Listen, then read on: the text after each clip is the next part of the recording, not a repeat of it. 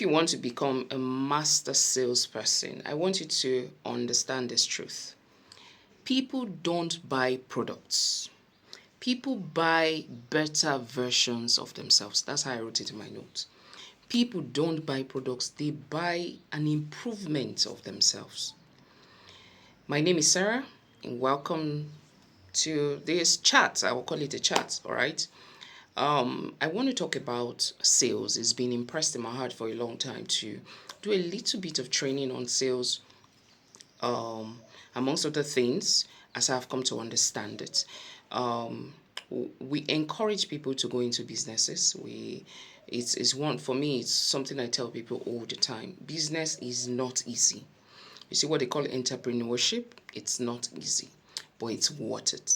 All right, because I feel like that's what ultimately if you build a very good structure around it, that's something you can actually hand over to your children.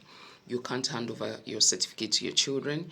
You can't hand over your job to your children, but you can hand over a well-built business, a well-structured business to your children, or to your family, or to anybody that you want to step in and continue in your work. All right, so this is my primary reason for encouraging businesses. But however, while we encourage businesses, one of the most frustrating things is that you get into a business, whether it's a product or a service, and you are not able to make sales.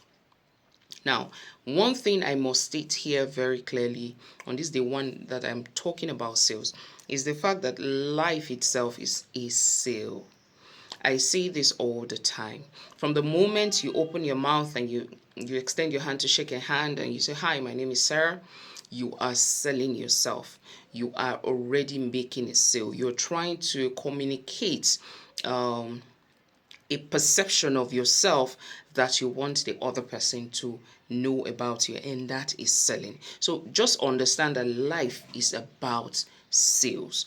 I'm saying this because so many people will tell you, "Oh, I'm not good with selling," and all of that. If you're not good with selling, the road will be very long for you. It's a craft, is an art, is a way of life, is a part of life that you have to understand if you really want to make a difference. Now, I said something before. I said people don't buy products, they buy better versions of themselves. That is a very key thing for you to keep in your mind. Why did I say that? I said nobody wakes up in the morning excited to be sold to. You don't wake up in the morning and say, "Oh, I'm so excited. Somebody's going to approach me today to come and sell me XYZ thing." All right? But people wake up with desires. People wake up with feelings. People wake up with issues. People wake up with problems. People wake up with fears, with hopes, with excitement, with joy. It's a whole blend of things that people wake up every morning to. Now, this is where, as a great salesperson, this is where you now position yourself. All right? Permit me, I'm going to be referencing my notes, right? I said that's where true sales begin, not with a pitch, but with a connection. A connection to those desires, a connection to those fears, a connection to those worries, those hopes, those dreams. You, as a salesperson, want to create a connection. And this varies whether it's from your product or your services. You just need to know how to connect to these desires that people have. All right? I said the secret every great salesperson knows. You might think that your job is to sell a phone, a house, a car, to sell something. I said, but that's the surface level mindset. That's just that's the peripherals of selling, where you think that, "Oh, I'm supposed to sell XYZ item." I say for high level sales people, they understand that for one to thrive, they need something deeper. All right? So this is where you begin to understand that people buy with emotions a lot of times, and they justify their purchase a lot of times with logic. All right? What do I mean? Have you ever gone to a place and you just saw something, "Oh, this is beautiful," and then you buy it? And then as you're just getting home, it begins to dawn on you that, why did I even buy this thing? What made me buy this? Maybe the marketer was so good. "Oh, I gotta buy this clothes, and this clothes is XYZ. This clothes to do this and do that." and you bought it, and then you go home and realize you actually didn't need it. So why did you spend that amount of money buying that thing? You bought it out of emotions. So with time, you begin to realize that you're trying to justify, okay, maybe I could just wear it for XYZ event, or I could do this with this cloth. This is you trying to justify why you even bought that thing to start with. So a lot of times, people buy because of emotions. Now, I'm going to say something here at this point. I'm going to be talking about the 6 emotional reasons people buy. Or let me say 7. There are actually 7 reasons or emotional reasons why people buy. However, I don't think I want this video to be so long, but okay, let's continue. I said behind every purchase, there's a deeper emotional drive. And these are fundamental reasons why people actually buy. Number 1, they're looking for value. Value. That is why any product or service you're putting out there as something that you want to sell, you have to look for the value it's going to give to your clientele. That's number 1. Number 2, they buy because they want to get pleasure. The pleasure varies from thing to thing, from person to person. So they buy because they want to gain pleasure. They buy because they want to avoid pain. They buy because they want to save time. They buy because they want to save money. All right? That is why there are different brands out there, and people will look for the one that best suits their pockets. Maybe they want to save money on it. They buy because they want to be significant. Have you seen where you're trying to go for an event and you feel like, some class of people or set of persons are going to show up in the event, and you don't want to look in a certain way, so you want to go there, even if everything is not all right, you still just want to package. So you see yourself going to shop for things that you probably don't need, that you may not even use after that day. So people buy because they just want to feel significant. And people also buy things because they want to feel secured, right? And this is where maybe things like purchases that comes from the place of investment and all of that. So they know that, tomorrow I have XYZ assets that I can fall back to. So people buy because they want to feel secure. So these are the major motivations that there are more, but these are the summary of the motivations that I know that pushes people to want to make a purchase. Now, every product or service that has been sold connects to one or more of these drivers. Number 1, you are not selling insurance. You are selling peace of mind. For those that sell insurance, health insurance, and blah, blah, blah, blah, you are not selling insurance. You're selling peace of mind. All right? You are not selling makeup. You're selling confidence. You're selling significance. Okay? somebody is trying to use your product to feel, especially for women, to feel more beautiful, to feel more confident, and all of that. So you're not just selling makeup products. Understand the underlying value that is attached to those makeup products that you're selling. You are not selling coaching, you're selling transformation, you are selling knowledge, you're selling clarity. These are the things that you are selling. So you're not just selling a coaching class. These are more is what you are selling. Now, I said that you have to understand that those values are the drivers of what you're actually selling. If you don't understand the drivers, you will begin to realize that you have limited sales. Because you are just telling people, come and buy this makeup. Just buy this makeup. This eyeliner is the best eyeliner. The eyeliner is better than XYZ eyeliner. So you're not communicating, beyond the makeup. Instead of communicating, this is going to make you feel more confident.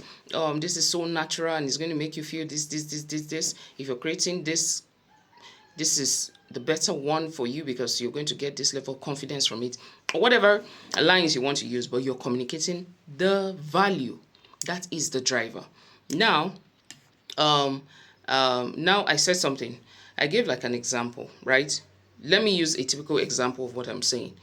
If, for instance, you were selling a blender, we have seen people on social media, there's this particular blender that they keep, promoting. So you're selling the blender and you're saying something like, oh, this blender has a 1,500 watt motor and 10 speed levels. This is a wonderful blender, right? That is a feature of the blender. Is the feature good? Yes. Will the feature help you to sell? Probably. It's also maybe a benefit, right? But you may want to include with the feature that you have been saying and promoting heavily. You may want to say this blender helps you make healthy meals in half the time, helping you lose weight and feel energetic every day. I don't know whether it will help you lose weight, but I'm just saying, right? I'm just giving you an idea. So this blender helps you make healthy meals in half the time and helps you to feel energetic every day. So if you're using, let's say, a meal that should typically, or a blending process that should typically take you another 10 minutes or something, this is helping you do it in 5 minutes. So this is helping you save time. So the stress you should go through from doing this activity, you have cut it by 50%. So this is going to make you energetic. This is going to save you time. This is da da da da da. So you're not providing the underlying value that is attached to the 1500 watt motor and the features that you keep saying. You want to present the value that it gives. All right. So I'm going to share a story with us. I had to write down some of these things so I don't forget the key points. I said a man walked into a store and he saw a pen on the shelf. When he saw that pen, the pen, had a bill beside it, and the bill said $100. And the man was like, I don't understand. I would take $100 to buy a pen. Is it not just a pen? And then the owner says, oh, yeah. It's actually a pen, but it's not actually a pen. It's not just a pen or just any pen. This pen was the same pen that Steve Jobs, Steve Jobs, right? Right. The iPhones we see, yeah. So this is the pen that Steve Jobs used to sketch the first idea of the iPhones. Now, what do you think will happen to that person? The person automatically who was thinking that, is it not just a pen? You mean $100 for this pen and all of that? Suddenly his perspective is going to change. Now he's looking at something different. He's looking at legacy. He's looking at transformation. He's looking at innovation. He's looking at history. He's looking at all of these things all packed in one. So it's not just a pen anymore that is made of ink and plastic or whatever. It is now all of these things. What's changed? Was it not the same pen?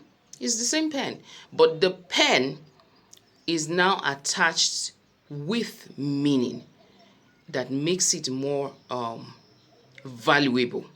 So he's most likely going to buy that pen. If he has $100 bill on him, he's going to buy that pen and start telling everybody, oh, do you know this pen? He may not even use it to write. He will just want to keep it somewhere and show to everybody that, oh, I was the person that was privileged to buy the first pen that Steve Jobs used to sketch the iPhone. So are you seeing what I'm saying? Now it's attached to it is value. What does this mean for us today? If you want to truly succeed in sales, whether you're coaching, closing, prospecting, or presenting, stop focusing only on what your product is and start sharing what your product does emotionally. Ask yourself, what pain does it remove? What dream does it make possible? What identity does it help my customers to step into? When you've been able to answer yourself, you've answered these questions as confidently and honestly as possible, your conversions will shift from selling, just wanting to sell something, to actually creating transformation. All right. So I'm going to say this, very important. Sales is not manipulation. It's not lies. It's not dishonesty. Sales is leadership. Sales is clarity. Sales is value. Is helping somebody to make, a decision that will improve their lives. So before you try to close the deal, open a conversation, open the heart, understand what drives your buyer.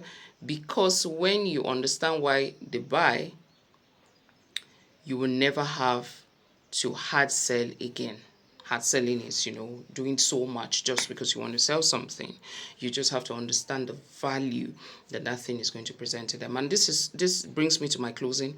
I need you to understand that it's very imperative and very important that before you put out anything, there be very sure of the value that drives that thing, so that when you are speaking, you speak in confidence. Because at the end of the day, as salespeople, we truly want to give people results. We want to give them results beyond making the few pounds or dollars. We want people to actually get results from that which we sell. I hope this has blessed you. Join me tomorrow. I'm going to be giving yet another tip on sales that is going to transform your business. I love you. Bless you.